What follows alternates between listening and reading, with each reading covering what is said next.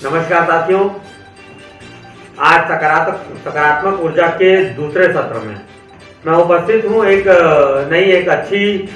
अच्छे संदेश के साथ। सकारात्मक ऊर्जा के इस दूसरे सत्र में जो मैंने आरंभ किया है, इसमें मैं कुछ जानकार और अच्छे व्यक्तित्वों के साथ मैं आपसे बात करूंगा और उन बातों में मैं इस बारे में जानकारी हासिल करूंगा कि रियलिटी में आज जो हो रहा है, वास्तविकता में बच्चों के साथ या अच्छी शिक्षा के लिए क्या काम करना है, हमें उन सब चीज़ों के लिए मैं कोशिश करना है कि एक शुरुआत किया हूँ। तो आज हम उपस्थित हूँ मैं एक छात्रा के साथ, एक स्टूडेंट के साथ जिसका नाम है आफिया, जो कि पॉलिटिकल ऑनर्स की स्टूडेंट है। पॉलिटिकल ऑनर्स में इन्होंने ग्रेजुएशन किया है, मतलब अंतिम साल में है ग्रेजुएशन के। और आज हम बात करेंगे एजुकेशन पॉलिसीज के ऊपर और एजुकेशन कैसा होना चाहिए, क्योंकि जैसा कि मैं सोचता हूँ एक टीचर होने के साथ साथ मैं हमेशा एजुकेशन अच्छी शिक्षा के लिए कार्य करते रहता हूँ। तो मैं इस चीज़ को देखता हूँ कि टीचर्स के साथ साथ समाज के हर वर्ग और स्टूडेंट्स को भी एजुकेशन पॉलिसी जब बनती है तो उसमें शामिल किया जाना चाहिए और उनके भी पॉइंट ऑफ व्यू को जानना बहुत ज़्यादा जरूरी है। वैसे एजुकेशन पॉलिसी बहुत अच्छी बनती है, इसमें कोई दो मत नहीं है, लेकिन फिर भी अगर हम स्टूडेंट्स के साथ बात करें और स्टूडेंट्स के भी पॉइंट ऑफ व्यू को जाने तो फिर वो ज़्यादा अच्छा बन सकता है, ऐसा मुझे लगता है। तो मेरे साथ उपस्थित है मेरी स्टूडेंट भी है और पढ़ाई की जो भी स्थिति रहती है उस पर काम भी करती रहती है और खुद भी पढ़ाई करती है और यूनिवर्सिटी में टॉपर भी रही हैं। तो नमस्कार आफिया, हम शुरू करते हैं। मेरा पहला क्वेश्चन आपसे यही है कि आज की एजुकेशन पॉलिसी आपको कैसी लगती है, या आज की जो एजुकेशन की स्थिति है वो कैसी है? आज की एजुकेशन पॉलिसी वैसे तो बहुत ही ज़्यादा बेस्ट है, लेकिन उसमें फिर भी थोड़े बहुत चेंजेस आना चाहिए एज पर स्टूडेंट, जैसा कि मैं नोटिस करती हूँ। पहला चेंजेस तो सबसे ज़्यादा ये होनी चाहिए कि हमारे जो टीचर्स और स्टूडेंट्स के बीच में एक कम्युनिकेशन गैप होता है। बिसाइड्स इतने अच्छे राइटर्स की बुक पढ़ने के बावजूद मैं जैसा देखती हूँ कि जिस तरीके की मेहनत हम कर रहे हैं उससे ज़्यादा एफर्ट हमारे टीचर कर रहे हैं, लेकिन स्टिल हम लोग के बीच में कम्युनिकेशन गैप होती है।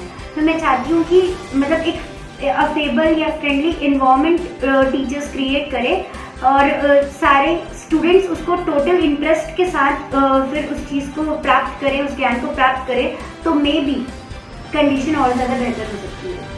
मतलब आपका कहने का मतलब ये है कि स्टूडेंट और टीचर के बीच जो कम्युनिकेशन होता है, वो कम्युनिकेशन में कहीं ना कहीं अपने को तकलीफ आ रही है ना?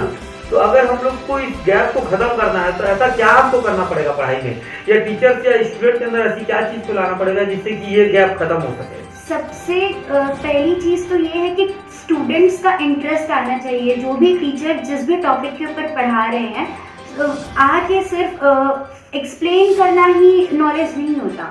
उस चीज़ को अगर एज अ स्टूडेंट अगर मैं बोलूँ तो मेरे जब टीचर आए तो उस टॉपिक को इतना ज़्यादा एंटरटेनिंग बनाए कि हम उस क्लास में बोर ना हो, प्लस टोटल इंटरेस्ट के साथ हम उस टॉपिक को समझें, ताकि वो हमारे माइंड में एग्जाम के बाद इन फ्यूचर हमारे साथ रहे। ये बात आपने बहुत अच्छी कही कि टीचर्स को अपनी हर बात को एंटरटेनिंग बनाना पड़ेगा। एंटरटेनिंग बनाना, बिल्कुल मैं इससे सहमत हूँ, क्योंकि मैं भी कक्षा में जाता हूँ और पढ़ाता हूँ तो मुझे ऐसा लगता है कि मैं जिस भी चीज़ को लूँ तो बच्चों के बीच में आकर्षण का केंद्र बना रहा हूँ।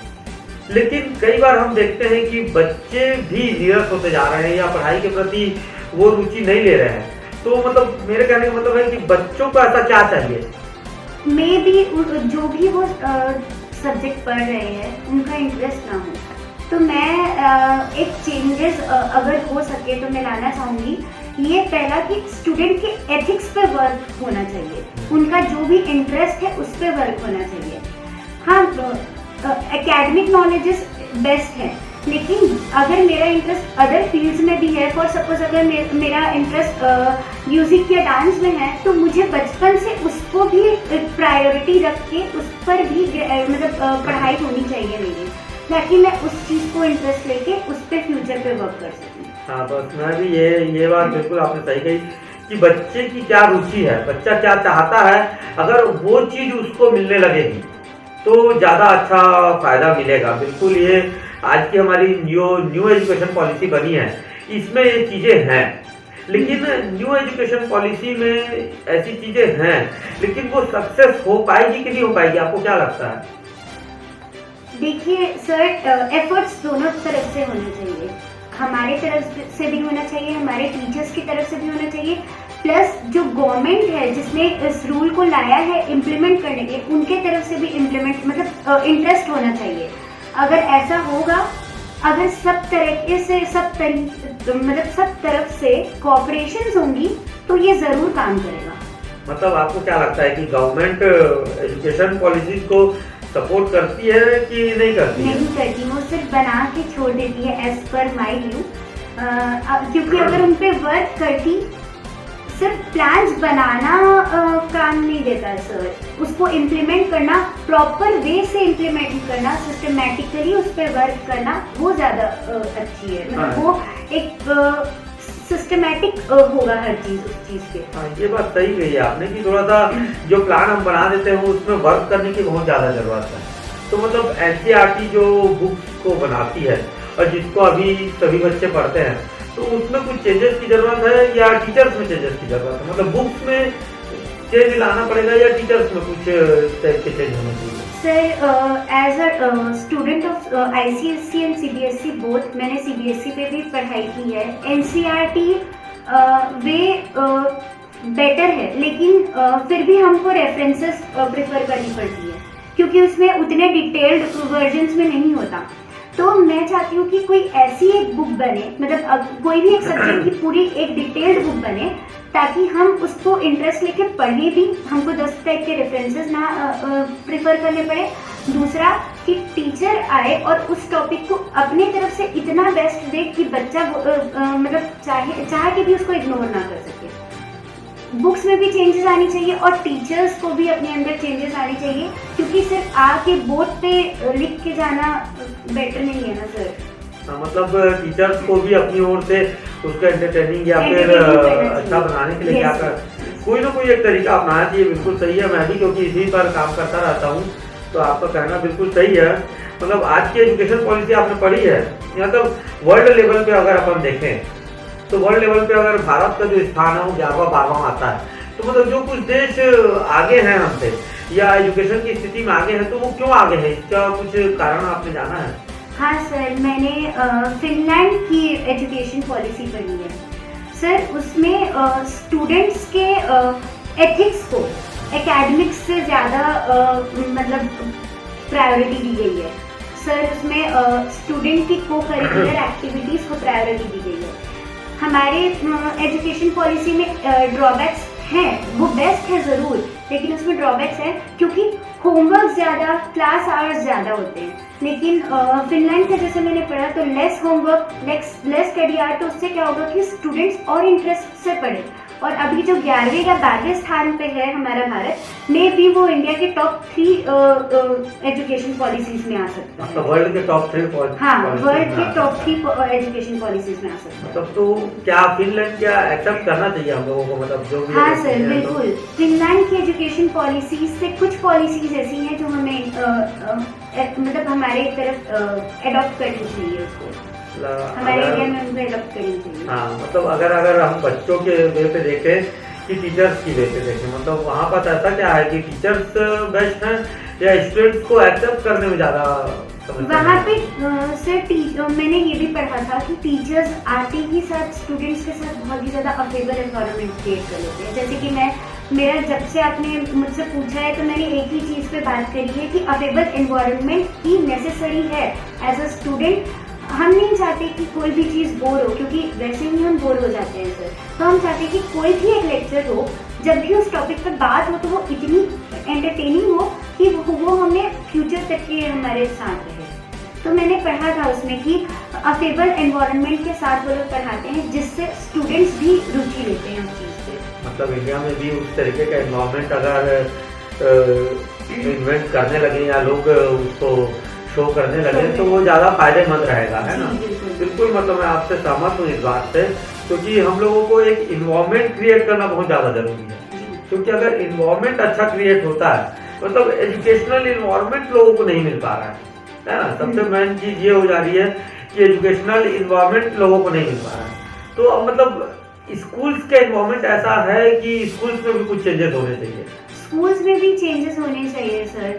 जैसे कि मैं ये चीज़ को बुरा नहीं कहूँगी कि स्पोर्ट्स पीरियड वीक में एक दिन रहता है या कुछ भी, लेकिन मैं चाहती हूँ कि डे में कोई भी एक पीरियड ऐसा हो कि जिस भी बच्चे को जिस भी चीज़ में स्किल है उसकी, आइदर राइटिंग के लिए तो उसको राइटिंग्स के लिए अप्रिशिएट किया जाए, सिंगिंग के लिए तो उसको सिंगिंग के लिए अप्रिशिएट किया जाए। मतलब एक ऐसा पीरियड उनको देना चाहिए जिसमें बच्चा अपने टैलेंट को शोकेस कर सके या उस पर वर्क कर सके ताकि वो फ्यूचर में उसके लिए लाभदायक हो।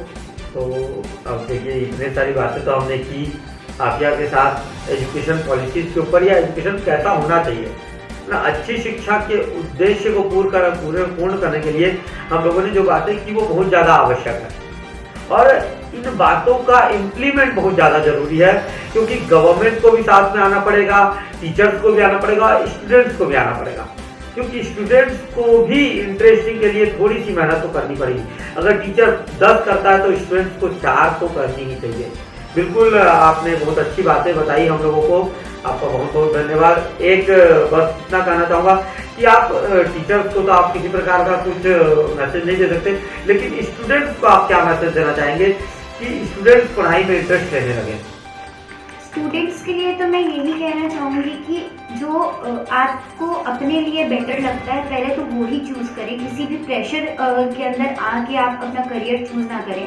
प्लस आप टीचर्स के साथ जब हम एज ए स्टूडेंट कोऑपरेट करेंगे तो ऑब्वियस सी बात है कि टीचर्स हमारे साथ डबल ट्रिपल कोऑपरेट करेंगे। आप घंटों मतलब रेक्टिफिकेशन पे मतलब मैं बिलीव नहीं करती, मैं समझने पे बिलीव करती हूँ। मैं जो चीज़ को समझती हूँ मैं अपने आंसर को उसी में प्रिटेंड करती हूँ, वैसा ही लिखती हूँ जो मैं समझती हूँ। तो मैं चाहती हूँ कि हर बच्चा टीचर्स के साथ कोऑपरेट करे, अपने नॉलेज को समझे कि मुझे कैसा ये चीज़ मिल रहा है, ये कहाँ से आ रहा है, मैं कहाँ से सोर्सेज रखूँ अपने कि मैं अपने आंसर को फार बेटर बना सकूँ दूसरों के आंसर से। और ज़्यादा लिखने की भी ज़रूरत नहीं है, पॉइंट टू पॉइंट लिखेंगे तो वो आपके लिए बेहतर है। वेरी गुड आफिया, आपने जो इन बातों को हमें बताया ये बहुत ही अच्छी लगी। और आप सभी सुनने वाले श्रोताओं से मेरा निवेदन है कि स्टूडेंट्स को और जो भी समाज के लोग जो मुझे सुन रहे हैं या हमारी इन बातों को सुन रहे हैं वो एक्सेप्ट करें और कोशिश करें कि कुछ अच्छा हम कर सकें, क्योंकि अगर एजुकेशन पॉलिसीज या एजुकेशन के ऊपर अगर अच्छा वर्क होता है तो समाज और देश का विकास सबसे तेजी से होता है। तो आप सभी का बहुत बहुत धन्यवाद। ऐसे ही कुछ अच्छी बातों को लेकर मैं आपके सामने उपस्थित होता रहूंगा और कुछ अच्छी जानकारियों को लेकर। सकारात्मक ऊर्जा के इस सत्र में जब हमने एजुकेशन पॉलिसी की बात की, ऐसे ही मैं कई लोगों के साथ मिलकर, स्टूडेंट्स, टीचर्स, पत्रकार और भी कई लोगों के साथ मिलकर, जो हमारे एडमिनिस्ट्रेशन है उनके साथ मिलकर, नेतृत्व के साथ मिलकर ऐसे वीडियोस बनाऊंगा जिससे आप लोगों को सही और अच्छी जानकारी हासिल हो सके और अच्छी शिक्षा मेरा उद्देश्य सार्थक हो सके। आप सभी का बहुत बहुत धन्यवाद। चैनल को लाइक और सब्सक्राइब करना ना भूलें, क्योंकि लाइक और सब्सक्राइब सबसे ज्यादा जरूरी। धन्यवाद। जय हिंद, जय शिक्षा।